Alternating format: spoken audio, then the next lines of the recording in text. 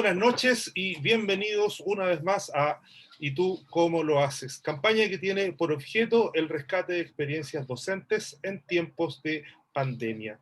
Nos acompaña el día de hoy don, hoy me puse nervioso, don Javier Venegas. Eh, Don Javier, ¿cómo está? Bienvenido. Hola, ¿cómo estás? Muchas gracias por tu invitación. Aquí feliz, contento y con muchas ganas de contar cómo lo hemos hecho nosotros para salir Exacto. adelante y para ganarle a todas las adversidades. Así que gracias por tu invitación. Y gracias por estar acá.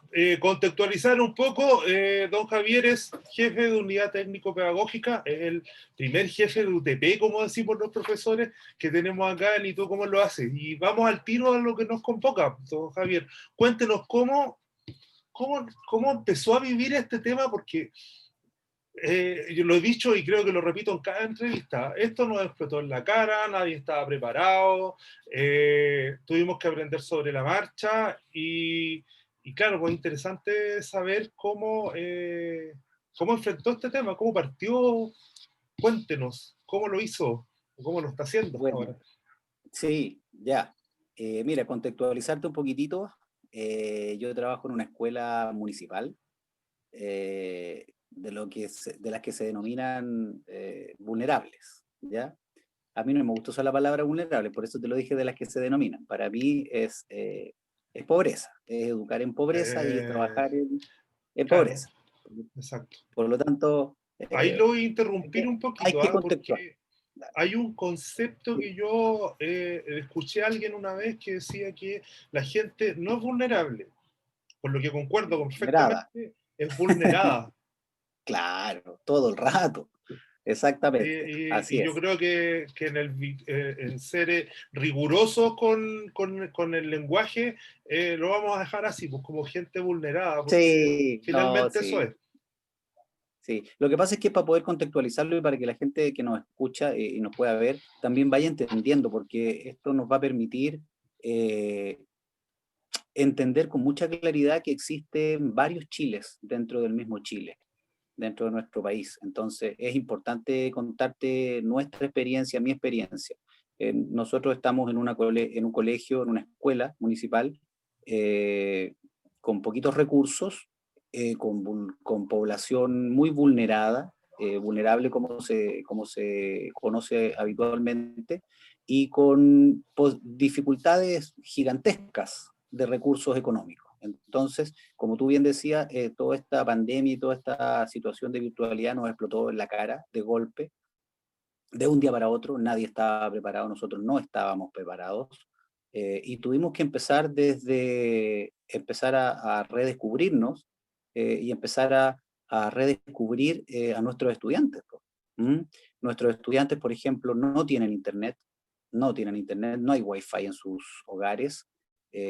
Solamente un curso de toda la escuela posee computadores.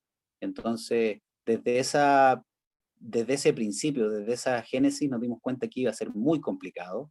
No tuvimos mucho contacto con los estudiantes en un principio, estoy hablando de marzo, no teníamos contacto con ellos, eh, y la verdad es que fue súper complicado. Pensamos que iba a ser un año donde iba a ser imposible siquiera hacer clases, siquiera contactarlo o saber de su salud. Entonces empezamos a establecer planes de cobertura con ellos. ¿Mm? Empezamos el equipo directivo a trabajar en conjunto con los docentes para poder hacer un catastro de conectividad. Y nosotros llamábamos conectividad al solo hecho de poder llamarlos por teléfono, saber que estaban bien, que sus familias estaban bien, y con eso nos bastaba en un principio. El tema pedagógico lo dejamos absolutamente de lado porque en un principio nos interesaba saber cómo estaba su salud, tanto física como mentalmente. Por ahí Exactamente. partimos. Y ahí hay un tema súper importante porque usted habló de los muchos chiles, porque ni siquiera vamos a hablar de dos, sino que podemos No, hablar de innumerables realidades. Pero, y uno de los elementos más dramáticos que nos entrega la pandemia es ese, por el problema de conectividad. Cuando nos teníamos que así es. conectar remotamente y nos encontramos con que un alto porcentaje, no manejo el número, Pues no sé si existe la estadística hoy día, pero no manejo el número de real de conexión, y eso es Yo transversal. creo, yo creo que debe existir un catastro, porque por lo menos en lo personal, yo tengo que estar llenando casi mensualmente una planilla que me piden del ministerio con muchas preguntas de ese tipo, ¿ya? Ah, Entonces yo creo perfecto. que algún registro, algún catastro debe existir, ¿ah? Eso es importante. Ahora, como te comentaba, nosotros partimos desde lo más elemental, que es, ¿están? ¿Están comiendo?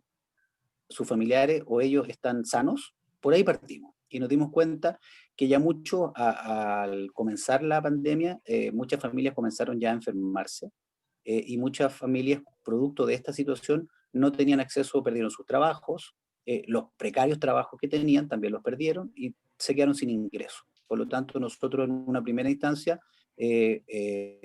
nos contactamos con la municipalidad, con nuestro sostenedor, que tiene gran preocupación por todo el tema social, y establecimos entrega de alimentos. Ese fue nuestra primera abordaje: entregar alimentos a las familias, y estar preocupados de si se estaban contagiando o no se estaban contagiando, y generar las redes de apoyo desde el Departamento de Salud también, de la municipalidad, para poder ir en ayuda de ellos.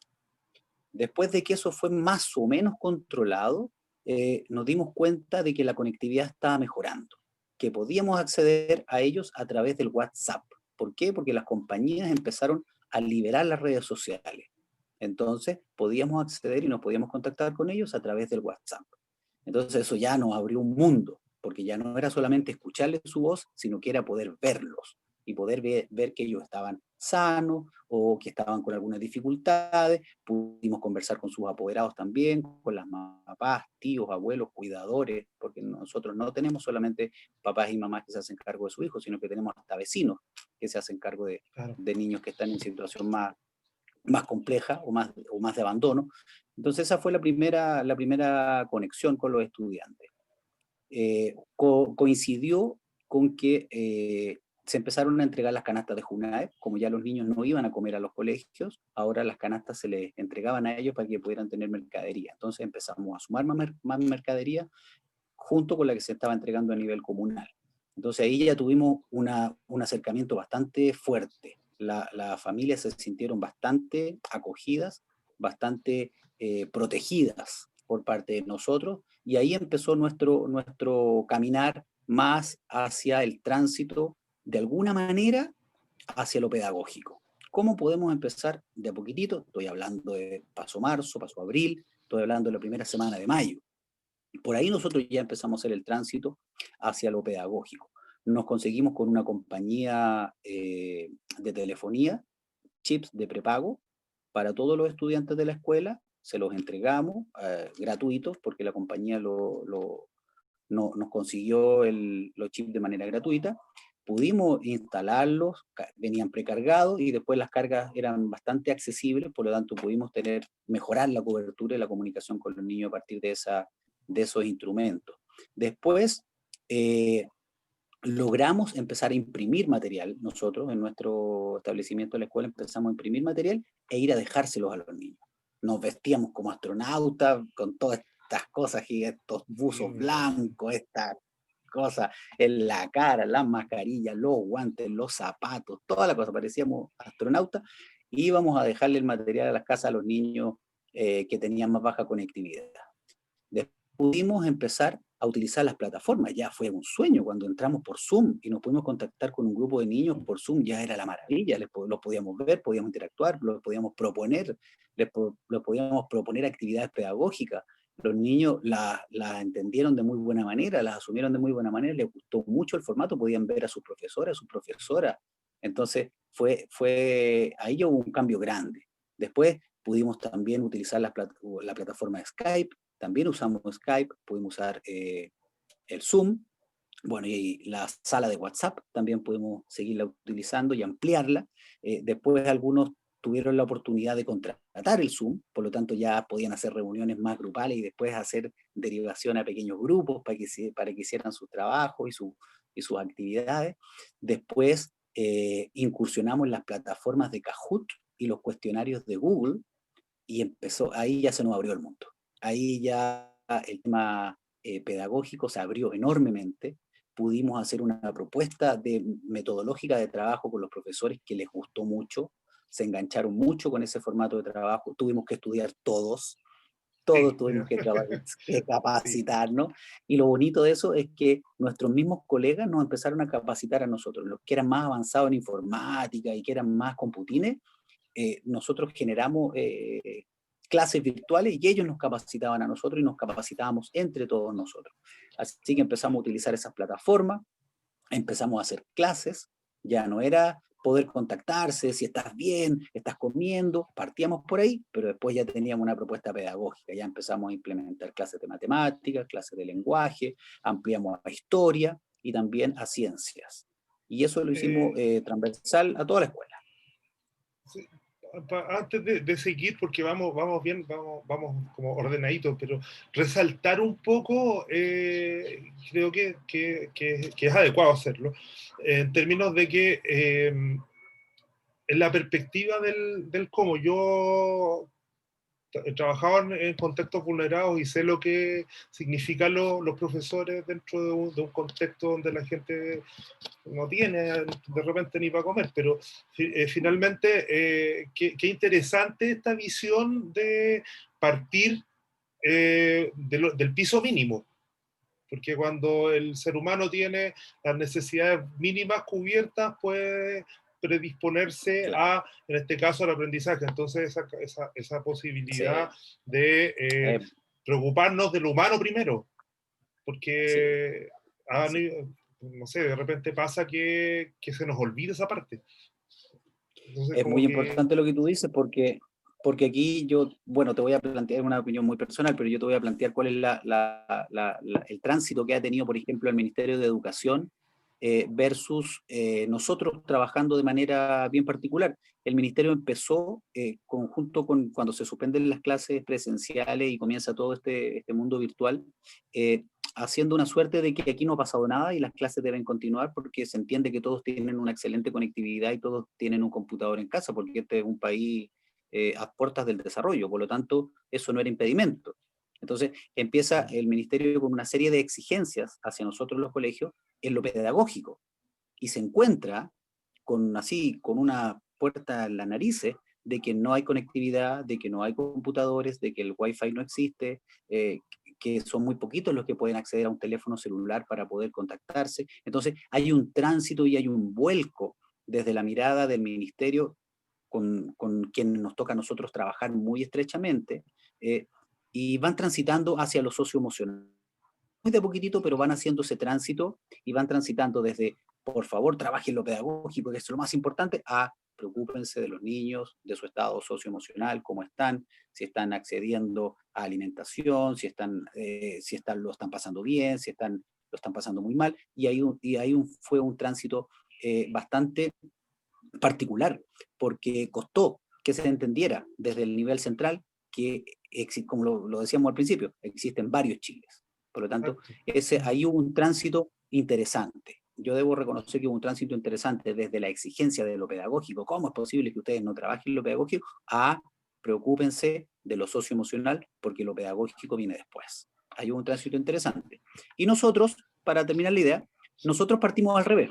Nosotros partimos desde lo Claro. socioemocional y una vez que tuvimos ese piso más o menos armadito, transitamos hacia lo pedagógico y hoy día nos encontramos en que estamos con un énfasis en lo pedagógico muy fuerte y nuestros niños están trabajando mucho más de lo que alguna vez soñamos que podíamos trabajar de esta manera virtual. Es increíble, es Qué bueno, impresionante. Sí, qué bueno, qué bueno. sí, Eh, Dentro de esto, de hablar de estos chiles y de estas brechas, también no, yo creo que con este tema, y usted lo nombró hace un poco tiempo, hace unos minutos atrás, respecto de los compañeros nos fueron capacitando. También había una brecha digital enorme, no solamente entre los estudiantes, sino que entre quienes teníamos la responsabilidad de transmitir por vía remota y empezar a ver cómo lo íbamos a hacer. Entonces, yo creo que aquí se visualizaron varias brechas y no solamente que tenían que ver cuando delante dije que era transversal, porque, por ejemplo, claro, a lo mejor desde el nivel central pretendían que todo el mundo tenía un computador, pero yo creo que, siendo honesto, yo no sé si en las familias de los sectores más altos se da que todo el mundo tenga un computador. A veces no. O sea, puede ser, me tocó entrevistar gente que en ese aspecto decía así como, y se vieron en el tema de que en la casa estaba trabajando el papá remoto, la mamá remota, había 3 o 4 hijos, los 3 o 4 hijos tenían que conectar y no tenían todos los dispositivos. Entonces, claro. como que no pasaba por solamente, claramente se daba en el aspecto, en el contexto en el que usted trabaja, pero fue súper transversal, más dramático en este otro lado, pero nadie estaba preparado para digitalizarse tanto. Sí, pero es muy interesante cómo uno se puede ir dando cuenta que el tema presencial, hay trabajos donde tú tienes que estar físicamente, que es muy Sí, difícil poder no, hacerlo de manera remota, pero hay una serie de otros trabajos que uno los podría realizar de manera remota y ser mucho más eficiente que si lo hace de manera presencial, y esto te va derribando los mitos de que tú tienes que, bueno, nosotros somos uno de los países que más trabaja y menos produce. Entonces esto por empieza a ejemplo. derribar los mitos de que si yo no te estoy mirando y no sé lo que estás haciendo, no estás trabajando. ¿Te fijas? Entonces Desde la esto nos desconfianza. abre desde la desconfianza, esto nos abre la perspectiva de que si yo te pido que hagas tal cosas y tú me las puedes hacer no estando en la oficina, ¿por qué te voy a obligar a estar ahí? Si te fijas, Exacto. o sea, y Podría esto ser hasta más realmente barato. abre. Exacto, Don exacto, Javier, y claro. Y hablando tú de eso, tendrías más tiempo para compartir con tu familia, por ejemplo. Bueno, eso. sí, indudablemente, sí, o sea, claramente detrás de un buen sistema de teletrabajo se podría priorizar la vida familiar, el desarrollo personal, muchas otras cosas. El Pero esparcimiento, como exacto. tanta otra. Los tiempos de ocio que son tan importantes, que en realidad vivimos en un país donde el ocio es como mal mirado, porque veníamos desde Claro. del tema del flojo, pero es súper importante tener tiempos de ocio. Pero si hoy día miramos hacia Europa o hacia Asia, eh, o hasta la misma China, que es donde se origina todo este tema, estamos viendo rebrotes por todos lados. El hemisferio norte está empezando con los rebrotes, por lo tanto, como dijeron el otro día en el Ministerio de Salud, no hay que ser muy adivino para entender que probablemente va a pasar lo mismo acá. ¿Cómo ve usted de ahora en adelante, entendiendo que nunca vamos a volver a vivir como vivíamos antes, por mucho rato? ¿Cómo ve usted el tema de la educación hoy día como para plantearse en el futuro desde la presencialidad, desde lo mixto, desde la teleenseñanza? ¿Cuál es su visión personal? Mira, nosotros en el colegio en el que yo trabajo tenemos instancias de reuniones que se llaman directorios colegiados, donde representantes del equipo directivo, representantes de los docentes, representantes de los estudiantes, representantes de los apoderados, nos reunimos precisamente a tratar temas importantes y temas relevantes para los procesos educativos de los niños y para también los procesos en general del funcionamiento propio de la escuela, ¿ya? Y en la última reunión que tuvimos hace muy poquitito, el tema central a conversar era el retorno a clases ahora, en esta fecha. ¿Mm? Cada uno exponía, daba su punto de vista y ¿sabes qué? Nos llevamos una sorpresa pero tan grata que nuestros estudiantes y nuestros apoderados, te lo vuelvo a reiterar, estamos en un contexto de pobreza muy Sí, relevante en el donde yo trabajo. Entonces, dieron unos argumentos de por qué era imprudente volver a clases ahora que nos quedamos todos con la boca abierta. Increíble, estudiantes y apoderados. qué Entonces, la bonito. resolución de nuestro directorio colegiado es una irresponsabilidad tan grande que de aquí a diciembre no se retorna a clase. En marzo se evaluará, pero ahora no se retorna. Y como estos directorios colegiados tienen capacidad resolutiva, eso nosotros después se lo informamos al sostenedor. Y es una Perfecto. decisión que se toma de manera colegiada. Entonces, nosotros nos vamos a volver a juntar para tener esta misma discusión en un tiempo más. Pero yendo a la pregunta que tú me haces, yo creo que este formato de trabajo llegó para quedarse. Yo no me imagino el mundo de la educación tal cual como lo conocimos hasta el 15 o 16 de marzo de este año. No me lo imagino. Hay contextos, sí, donde es imprescindible, quiero dejarlo muy claramente dicho, es imprescindible la presencia de un docente, de un profesor, de una profesora, con estudiantes o con su grupo de estudiantes. ¿M? Porque la docencia hoy en día no es solamente el traspaso de información, porque tú vas al computador, vas a cualquier No, buscador y está la sí. información ahí. Entonces, Cuestión de saber eso, buscar nomás. claro, exactamente. El proceso educativo es mucho más amplio que eso. O sea, eso es una parte ínfima de lo que es el proceso educativo, y el proceso educativo siempre se hace con un otro. Y en este sentido, yo creo que hay una parte muy importante de nuestro país que sigue requiriendo y va a requerir de manera, no sé si permanente, durante mucho tiempo, la presencia física de un profesor o de una profesora en sala, con ese grupo, con ese equipo de trabajo que se genera y que se aprenden muchas cosas mucho más allá de contenidos escolares. ¿Ya? Ahora, hay otro grupo también, que no menor de la población del país, que puede acceder a esta formación de manera remota y capacitarse y aprender mucho y sobresalir y salir adelante.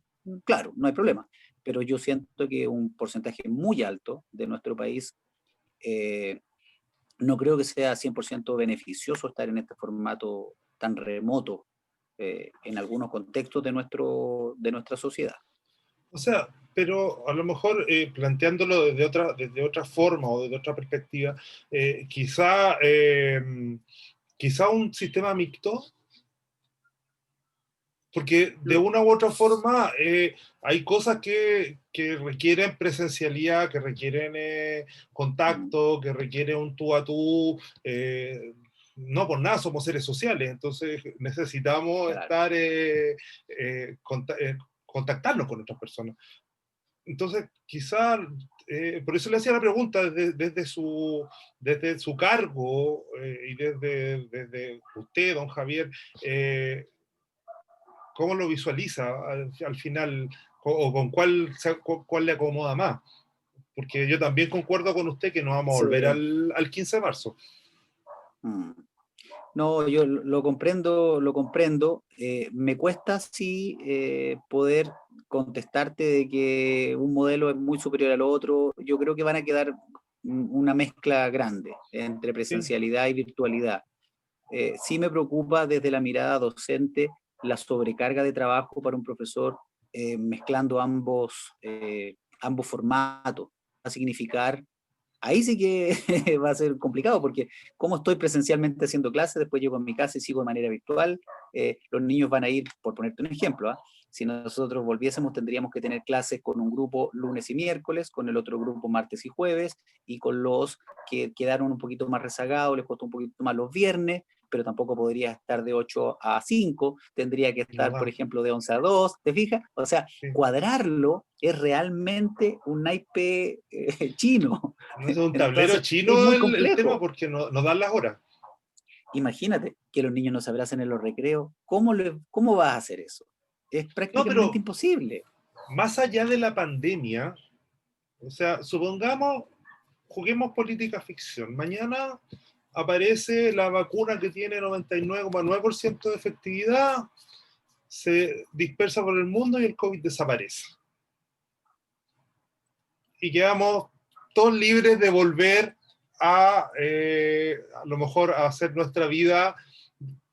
Yo siento, y aquí hablo como me pongo a opinar en vez de entrevistar, pero yo siento que no así todo no va a volver a ser lo mismo. Yo siento que de una u otra forma hoy día, como usted decía en algún minuto, va a haber que mezclar un poco quizá a lo mejor las cosas que sean más, digamos, duras, entre comillas, vía remota y las cosas que tengan que ver con las mal llamadas habilidades blandas, que de blanda tienen bien poco, que tengan que ver con esto más gregario. Mm. A eso me refería yo, como que de Sí, una u otra forma con COVID o sin COVID, esto yo creo que ya se transformó. Sí, comparto contigo, sí, esto ya se transformó, efectivamente, sí.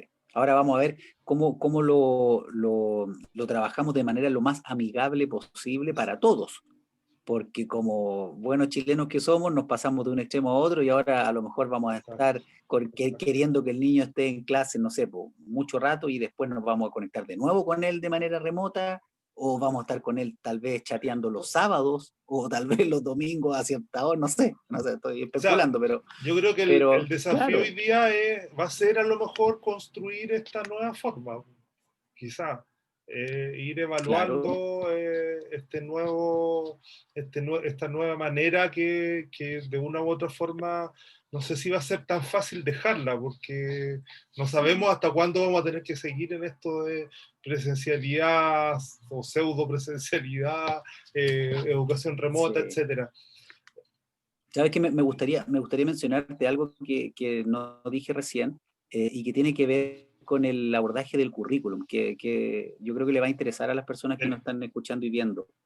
El currículum nacional, el prescrito hoy día, el que se le enseña a todos los niños, estudien donde sea, en Arica, Punta Arenas, donde sea, es el mismo, ¿ya?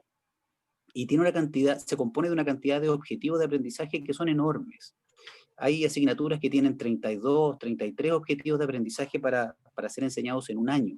¿Ya? Es muy importante señalarlo.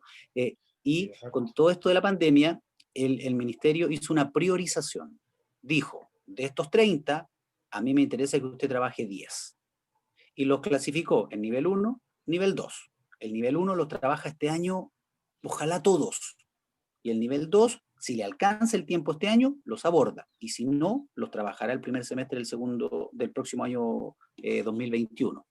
Esa modalidad de trabajo, o esa priorización, o esa síntesis que se hizo a partir de los objetivos, a mí me pareció súper pertinente porque realmente cuando uno se involucra y empieza a revisar todo lo que a un estudiante del curso que sea se le propone como objetivo para aprender, se da cuenta que es un mar de objetivos, que muchos tienen una propuesta pseudo filosófica, pero que después en la práctica se traducen en nada. Entonces, por eso después nuestros estudiantes tienen malos resultados en las pruebas internacionales, malos resultados en comprensión, malos resultados en matemáticas. Entonces, esta priorización, que te estoy diciendo a ti, que ya se lo había dicho a otras personas en otras entrevistas, a mí me parece que ojalá haya llegado para quedarse.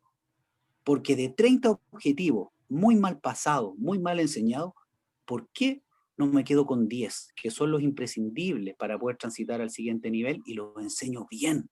Y me aseguro que los niños todos los aprendan. Y de ahí puedo transitar al siguiente nivel. Porque si no, las brechas de estos 5 Chiles que estábamos conversando, que uno de esos, aparte del económico, es el educacional, se sigue acrecentando y al final nunca se va a poder reducir.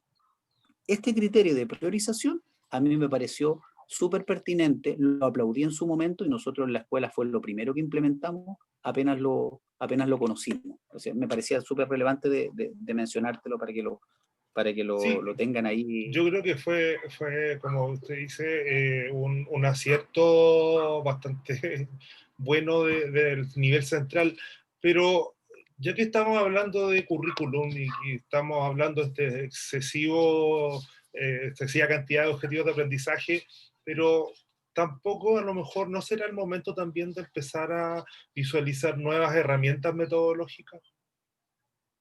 Ahora, si tú te fijas, por ejemplo, ese currículum no está pensado en las generaciones del siglo XXI. No está pensado. Pensando en eso. Por eso, Claro, partiendo por ahí. No está partamos por pensado ahí. en los nuevos, claro, no está pensado en los nuevos líderes que nosotros tenemos que ir sacando como sociedad, que tenemos que ir impulsando, que tenemos que ir entregándole herramientas a los niños, a las niñas para que puedan ir descubriendo sus propias potencialidades, tomando sus caminos. No está pensado en eso, para nada. Ahora, yo creo que, no sé, de acuerdo a las situaciones que ha vivido el país, yo creo que este recambio o esta reestructuración del currículum en algún momento va a tener que llegar. No me atrevería a decir cuándo, pero es una discusión que hay que dar, porque el que vivimos actualmente, no da el ancho para los requerimientos que el país tiene para los próximos 80, 100 años. Porque usted delante, por ejemplo, dijo algo súper cierto, y se traduce en el cliché de la información hasta un clic de distancia. Y yo le dije, es cuestión de saber buscar.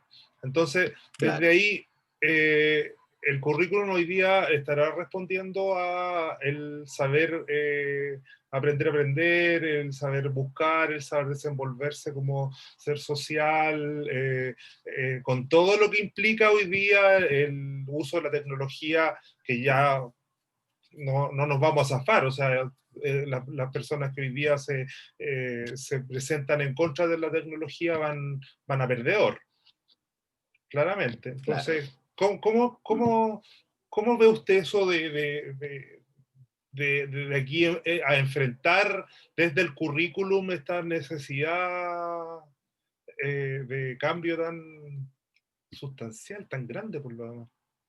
¿Se puede? Sí, yo creo que más que se puede, se debe. Yo creo que ese es como un imperativo moral que tenemos nosotros como sociedad. Tenemos que dar el ancho necesario para que nuestras nuevas generaciones sean realmente generaciones que puedan ir pensando un Chile distinto.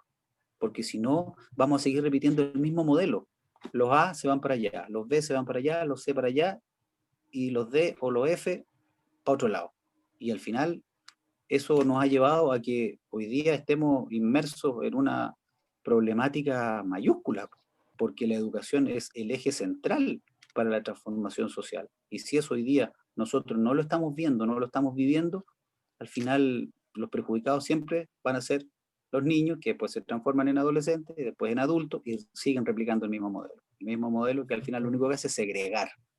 Y eso creo que no es beneficioso Claro, para nuestra finalmente sociedad. el leitmotiv de la educación tiene que ser la equidad y Claro. el desarrollo igualitario de la sociedad. Eh, Don Javier, yo le agradezco enormemente su tiempo. No sé si tiene algo más que contarnos respecto de, porque hasta aquí yo la verdad es que lo felicito, sí, desde este humilde sillón, porque creo que ha sido bastante asertivo esto ir desde lo humano hasta lo académico finalmente, que como usted bien dijo, hoy día los estudiantes están fascinados y están rindiendo mucho más de lo que ustedes hubiesen esperado. Y eso fue Sí, porque partieron desde lo mínimo, desde lo básico, que, claro, desde lo más desde el importante piso, en realidad, sí, que es lo desde humano. lo que era la base, exactamente, Exacto, sí. desde lo humano. Pucha, me gustaría tal vez señalarte que tenemos la suerte de tener un sostenedor que visualiza toda esta problemática muchas veces antes que nosotros y nos da libertad de acción, nos deja, confía en lo que nosotros hacemos y después nos dan directrices que afortunadamente hasta el día de hoy van alineadas con lo que nosotros hemos hecho. Entonces, cuando después llegan algunas directrices, nosotros nos damos cuenta, no estábamos tan mal, creo que habíamos tomado el camino correcto y nuestra senda se ha ido trazando de buena manera. Así que, bueno, me gustaría ir cerrando la participación, eh, comentándole a la gente que hay que hacer un cambio de mentalidad con respecto a lo que es calidad educativa. Lo que hoy día se entiende en nuestro país como calidad educativa, eh, para mí en lo personal no lo es. Yo creo que los procesos pedagógicos son tan grandes, son tan ambiciosos y son tan bonitos, porque ayudar a formar a una persona que después se va a transformar en un adolescente, en un adulto, que va a ser un aporte grandioso para tu país, es súper relevante. Y eso lo hacemos los profesores, o ayudamos enormemente en que eso ocurra. Entonces, calidad Exacto. educativa es eso, es eso. No es rendir 20 puntos, 30 puntos, 200 puntos en una prueba estandarizada que al final lo único que hace es segregar más que unir. Entonces, una vez que tengamos una discusión potente acerca de lo que es calidad educativa, recién ahí vamos a poder dar los saltos cualitativos que nosotros necesitamos. Tremendo discurso, pero tiene toda la razón. Es necesario, importante, prioritario tener que poner el énfasis en que lo que entendemos por calidad y cuál es el objetivo real que le queremos dar a la educación, porque sí, es un proceso maravilloso poder entregarle herramientas a una persona de los distintos niveles que el día de mañana va a ser un aporte a la sociedad, que es lo que uno aspira. Como digo Y yo, de con los uno me recuerdos, doy pagado. claro, y de los recuerdos más lindos que uno guarda es de sus profesores y profesoras. Exacto, exactamente, exactamente. Así es Claro. que le agradezco su participación y a ustedes, amigos y amigas, los invito a ingresar a socialab.com, ingresar al banner Emprendedores Chile y darle like a ¿y tú cómo lo haces? Para así nos estarán ayudando a conseguir el apoyo y así podamos construir una comunidad virtual de aprendizaje. Por mi parte, es todo por el día de hoy. Nos vemos el próximo miércoles. Dígame.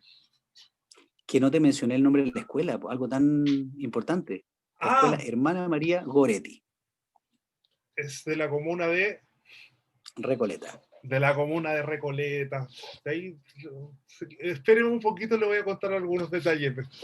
Ya, así es que espero que vayan todos a darle like, síganos en nuestro canal de YouTube, denle me gusta a las publicaciones, compártalas para que así vayamos entregando herramientas y apoyo a otros colegas que están ahí, a lo mejor sin entender mucho qué está pasando y sin creerse capaces de hacer algo cuando en realidad tienen todas las capacidades. Nos vemos el próximo miércoles en una nueva edición de ¿Y tú cómo lo haces? Chao, chao.